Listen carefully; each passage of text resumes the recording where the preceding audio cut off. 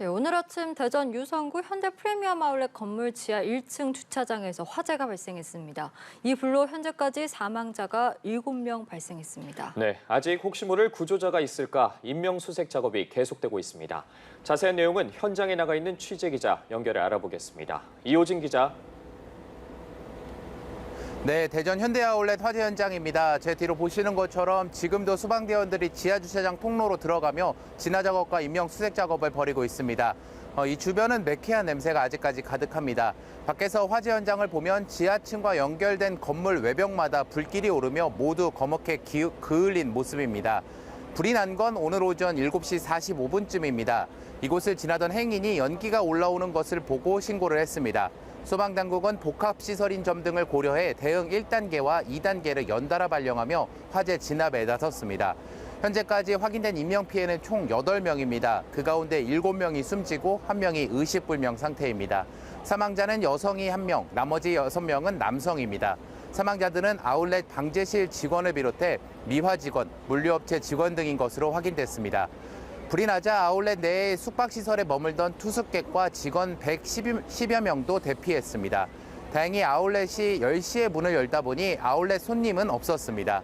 소방당국은 오후 3시를 기준으로 불은 완전히 진화됐다고 밝혔습니다. 네, 이호진 기자, 그렇다면 추가 인명피해가 발생할 수도 있다는 건가요?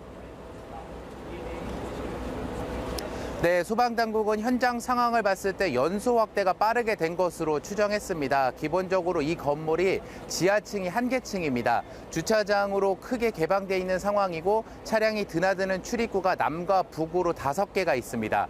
불이 시작된 곳은 동쪽 차량 출입구 인근 하역장으로 추정되고 있는데요.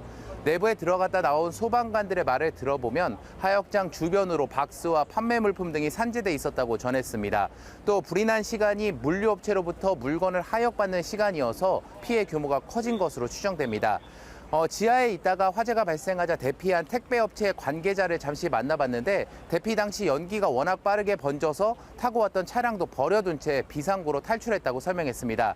또 제가 만나본 그분은 화재가 발생한 동쪽과는 반대 지점인 서쪽에 위치하고 계셨는데 화재를 인지하고 30초 만에 서쪽 지점까지 연기가 재빠르게 확산됐다고 전했습니다. 실제 사망자가 발견된 지점을 봤을 때 동쪽 하역장 인근에서 2명, 서쪽에서 5명이 발견됐습니다. 네, 그렇군요. 화재 원인은 아직 조사되지 않았습니까?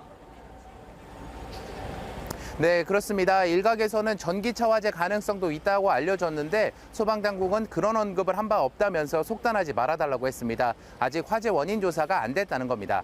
소방당국은 현재 최초 발화 지점도 정확하게 확인되지 않은 상황이고 또 하역장으로 추정되는 만큼 불이 완전히 꺼지고 인명구조가 완료돼야 최초 발화 지점부터 조사를 실시할 수 있다고 전했는데요. 문제는 앞서 말씀드린 바와 같이 하역장 내부에 종이로 된 박스 등이 산재돼 있고 연기가 가득 차 있어서 화재 원인 조사까지는 시간이 다소 소요될 것으로 보입니다. 지금까지 대전 현대아울렛 화재 현장에서 연합뉴스TV 이호진입니다.